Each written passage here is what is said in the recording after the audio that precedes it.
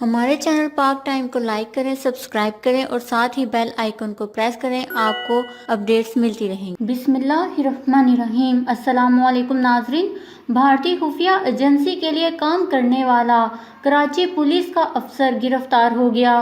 اس افسر کا نام شہزاد پرویز بتایا جا رہا ہے، جو ASI کے عہدے پر کام کر رہا تھا۔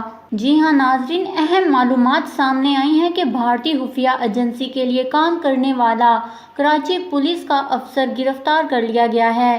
بتایا گیا ہے کہ SIU پولیس اور حساس ادارے نے گلستان جوہر میں کارروائی کرتے ہوئے بھارتی خفیہ ایجنسی را کے لیے کام کرنے والا کراچی پولیس کا افسر گرفتار کر لیا ہے۔ پولیس افسر ASI کے عہدے پر کام کر رہا تھا۔ شارع فیصل تھانے میں تعینات ASI شہزاد پرویز سے 2 دستی بم بھی برآمد کر لیے گئے ہیں۔ شہزاد پرویز دہشت گردی کی کارروائیوں میں بھی ملوث اور ٹارگٹ کلرز کی ٹیم کا اہم رکن بتایا گیا ہے۔ ملزم کو محمود صدیقی گروپ کی جانب سے بھاری رقم فراہم کی جاتی رہی۔ پولیس اہلکار کا تعلق MQM لندن سے ہے، جو گلستان جوہر میں رہائش پذیر تھا۔ بتایا گیا ہے کہ پولیس حکام کی جانب سے مزید تفتیش شروع کر دی گئی ہے۔ واضح رہے کہ اس سے پہلے بھی سیکیورٹی اداروں کی جانب سے بھارتی ایجنٹ کو پکڑا گیا تھا۔ یاد رہے کہ 2016 میں بھارتی خفیہ ایجنسی را کے ایجنٹ کلبھوشن کو پاکستانی ایجنسی نے کارروائی کرتے ہوئے گرفتار کیا تھا، جس کے بعد سے وہ پاکستان کی حراست میں ہے۔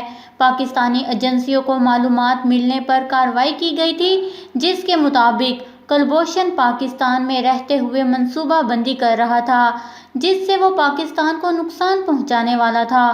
کلبھوشن نے خود بھی اس بات کا اعتراف کیا تھا کہ وہ پاکستان میں ہونے والے کچھ دہشت گردی کے معاملات میں ملوث تھا۔ اعتراف جرم کرنے کے بعد اسے حراست میں لیا گیا تھا، جس کے بعد تفتیش کا سلسلہ جاری کیا گیا۔ اور اب ایک اور بھارتی خفیہ ایجنسی کے لیے کام کرنے والا کراچی پولیس کا افسر شہزاد پرویز کو بھی گرفتار کر لیا گیا ہے۔